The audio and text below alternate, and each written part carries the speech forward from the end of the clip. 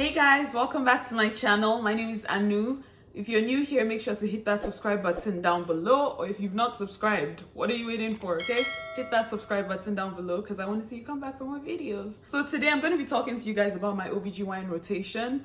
My OBGYN rotation was my third rotation in my third year of medical school, and I was really excited for it because OBGYN is one of my favorite specialties in medicine, just because it deals with bringing life into the world, and I think that's pretty exciting and pretty noble and cool.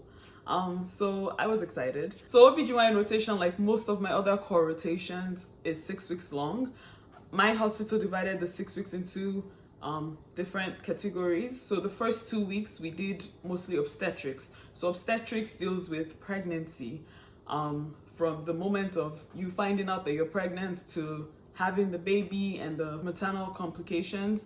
It deals with all of that. The 2 weeks after obstetrics were done, we did gynecology. Gynecology deals with the diseases of the female reproductive system, so things like endometriosis, uterine cancer, fibroids, all that. Then the last 2 weeks we did NICU, which is the neonatal intensive care unit, and clinic. So we were in the clinic with the OBGYN doctors that worked in the clinic.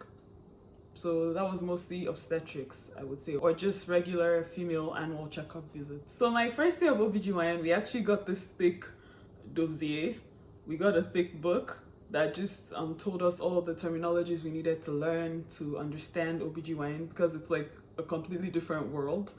I remember like fetal height tracings was something I had never heard of. So fetal height tracings is actually this graph that they usually have on the screen. It's like life and death to an OBGYN doctor. Everything they need to know, well, most things they need to know about the baby, they usually can tell from the fetal height tracing or the ultrasound. But yeah, so the fetal height tracing, the top, it's two graphs. So the top part shows you the fetal heartbeat, and then the bottom part shows you the contractions of the uterus.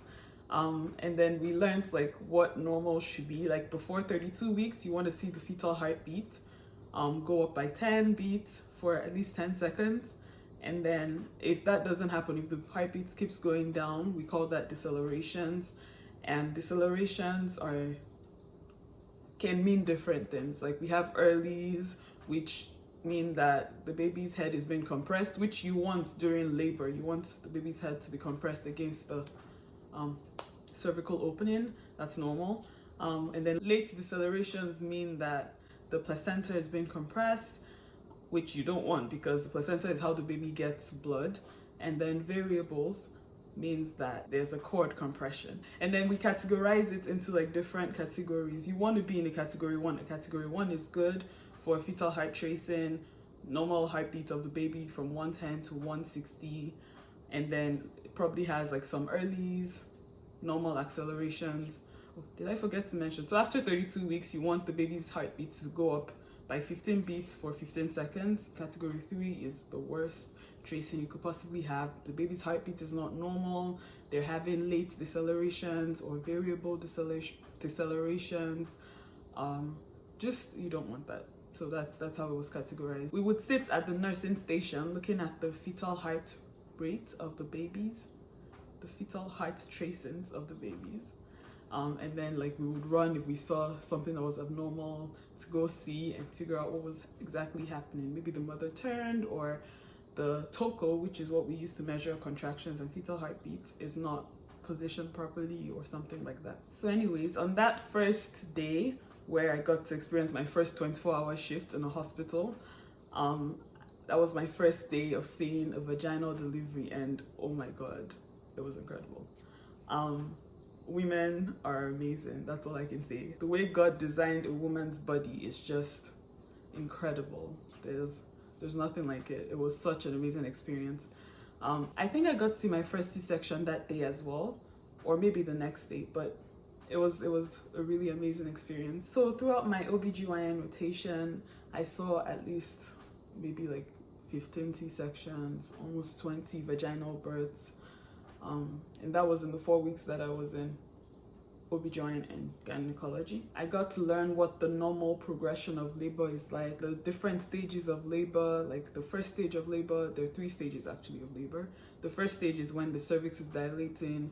It's actually divided into 2. The first stage is divided into 2. There's the latent phase where it's like from 0 centimeters to 6 centimeters of dilation.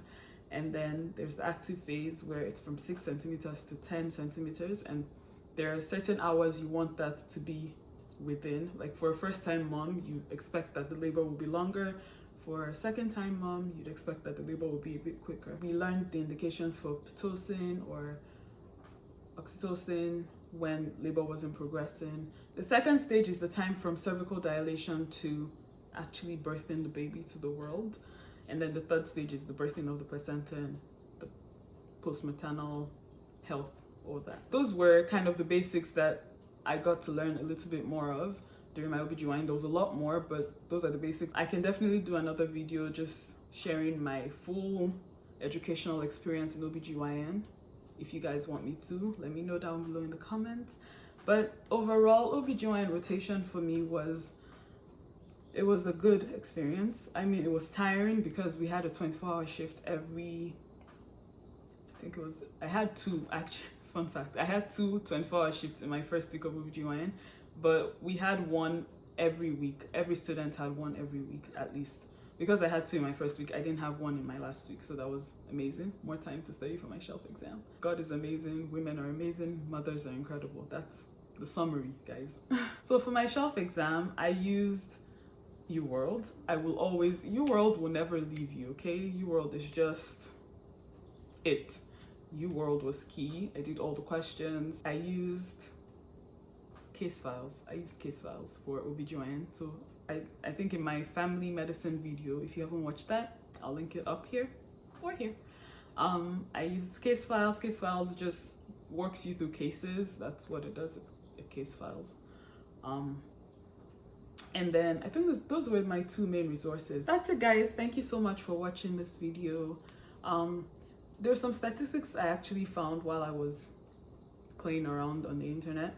And I found out that African American women, Alaskan and Native American women are 3 times more likely to die from childbirth than their white counterparts. And that's just a shocking statistics. And that shows that, you know, as healthcare providers, as future healthcare providers, for some of us who are watching these videos, or even as future healthcare receivers, it's important for you to be an advocate for yourself as a healthcare receiver. And then for those of us who are healthcare workers, I think it's important for us to make sure we're checking our biases before we approach somebody in a life or death situation, or even just somebody having a baby.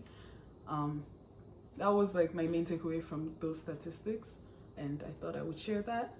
But yeah, that's it, guys. Thank you so much for watching today's video. I hope you enjoyed it. If you have any video ideas or suggestions that you want me to do, please let me know down below in the comments.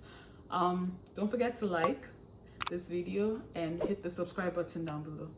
All right then, I will see you next time. Bye.